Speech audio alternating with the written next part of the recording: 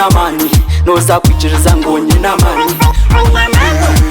mani noza kukakasa ngo nina mani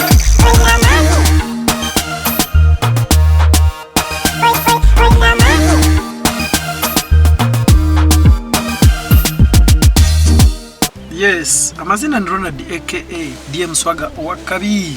Kandi rizantu zagamba Eki Waba Nokimanya rizantu zagamba ari Owobusobozi Bisaka. Eki utakukimanya. So Owobusobozi Bisaka is a self-styled god in Bunyoro region. Ogugu akabari Ruhanga ningashi self-styled Ruhanga kandi ari kurwo muri Bunyoro. Kandi cyane kinkureba ncereka ajyo mu makagaho ajyo mu Paris. What you need to know? One of Owobusobozi Bisaka religions was banned in 1980s. By the government over fears that the practices were dangerous.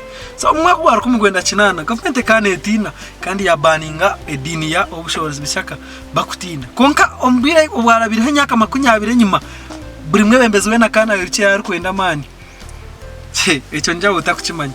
A few hours drive from Chibale town kandi wano ruga Chibale novuga ho just takire kace on the top of Campaign Hill stands a white and orange stray ni hechombe kacho chikushangwa kandi chamani so warugari Chibale just novuga ho kace bari kuzakasozi Kampemi mashiko Kampemi Hill stands aho ho White House yeri kushangwa kandi eji nereka abantu binji bagamba binji abukuba mwana esete zigirimu toka basa kuzibaraho. In fact nibajango mu Western niwe muntu uri kusinga esete with over $5,000,000 eza US dollars. So mu Western abantu baburijo niwe muntu uri kusinga esete kandi nanobu yafire bwenda kandi abakumugoberera bone bajango tarafire. Garden residence often have a garden residence is the headquarters of the Face of Unity, a sect founded by Bisaka who lives a exclusive but lavish life. Mwene mbere ya kuturamo ninke ya Gaddafi yabe naturamo embere yabe naturamaho kandi obyo bwiga bwe nibinji munonga shaka tokamuga mongo muhezeho ebi yakozire nibinji abakumugoberera bone bakimanya kandi ninyongera kugira ngo mbahereze uko ibintu bikutambura konkano koko kubimanya abantu bamwe bo tubakwikiriza ngo nabishaka kafa. So Uganda desktop Owobusobozi Bisaka self-proclaimed God died in Kenya last week. Eji ekabeje yakare leti ya hati kandi nibajangu mansion yeye iba muzikiremu ekamaraho 2 billion izo nizo millions 12. So echa sete akafa bitari byo kugira ngo enchi iseto ko takimugambira. Owobusobozi Bisaka itambira modern secondary aina ni ndebe jafayo binji kandi muza kwani mwongera kunanka kubishoma ngara bagambiro we bahita Kapiemi county bajeta Buyaga district bajeta Chibale parish bajeta Nyanseke sub county bajeta Muhororo nebindi. So information yini nza kwantu jibako kunagambira akafa aine ariwase $50,000,000 hatu wano comparing n'abantu abariho nkati mushanga bobo wine bakujangwa aine millions mushanju konke sete za ine tetemesa Uganda.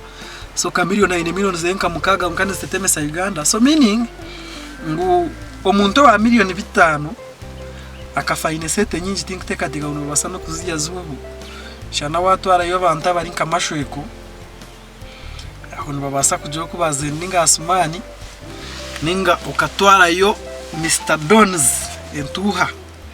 Ejin program yitu kandi wano ndakurangiramo ne kukibwa haba Nick products abantu bakabako mukorera majuta ni kabojeri na nabindi binji wayesiga Nick of course nono kimanyangu at least no bano wangura yizika ntubantu kisa ko meda TikTok na YouTube ziri mufane muhima Ankole comedy mwongera kutwagira mwongere kusubscribinga ikintu ayina cyongerere mama na kuba bintu byongire kuguma kandi tutwayenjera ngo tubashyisaho information ibikwataho. Bisaka Owobusobozi Bisaka ndija kuba ntubaretera information nyingi wo ine cyo kwenda kumumanyaho iwe cyandikeho kandi za kuba ntukikuretera kugira ngo niwe yongere gukora ki yongere kumumanya kandi dini ye ekatanduketa ekakureta ibyo nantuza kuba ntubikwa kuyatandikire na no kuyachitire kuhisa arevo ejo yona Owobusobozi Bisaka netwase Owobusobozi Bisaka netwase nabagamba ngwekere over 5 million kanjire ibintu bingi binabaho bicaho tips nchenche as we sign out for now.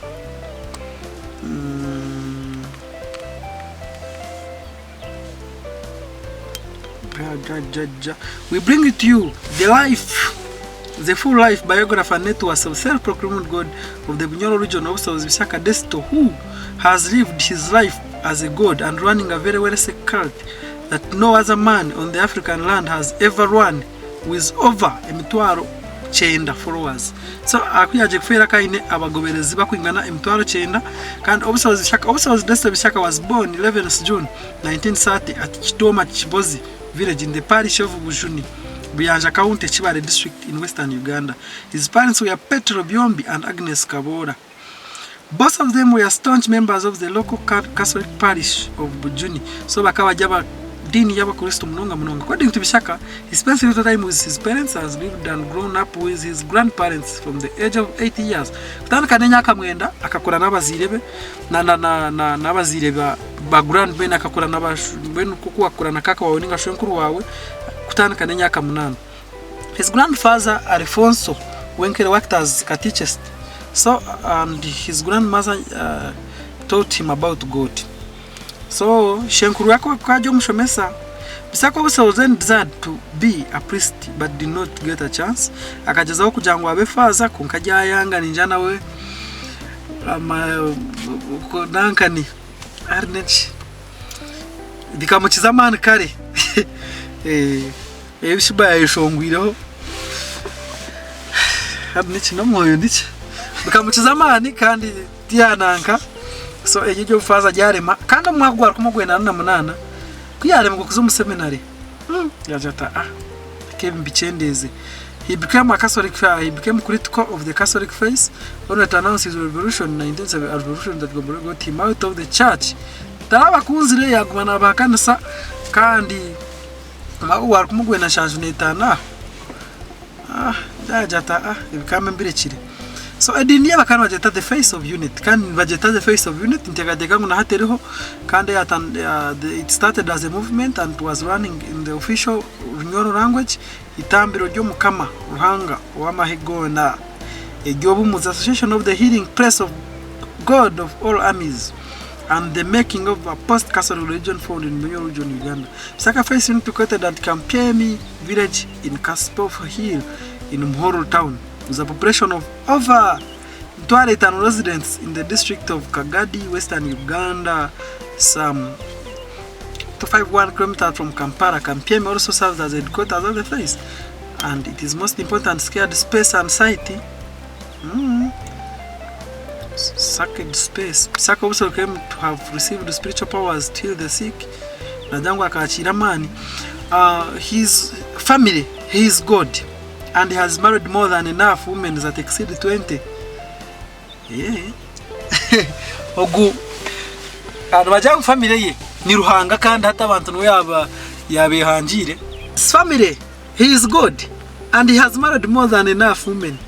Abakaza batayize kandi okutakutana ho na ideologies zanje nangwa na mutawi wanje mashweko na mutawi wanje Osman kandi akatasaba kazi bakurenga 20 abayine mabana bakurenga 9 naye nitegate unanyine 500 million za dola nibayine kushemeza abantu bamukamaniwe. So netwase nanyanga ever since he established his cult, his soul grow his church akaruga bari gobereza bace kandi yahicyashe mwami 9 kandi abinzi bakabajyo muri Bunyoro.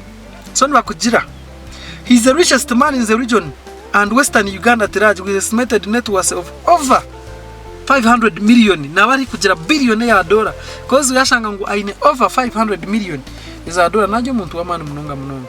Ofaka Bisaka he died in 19th of January 2021 and succumbed to coronavirus disease. Ogurango wisugwa COVID-19 ikame nkomiraho yuzuye problem nene kuchugwa aba products Ankole comedy nane kwataho kandi Nkore Media still echo abantu kimanya kandi twantukuretera Owobusobozi Bisaka owine no bayine DM Swaga.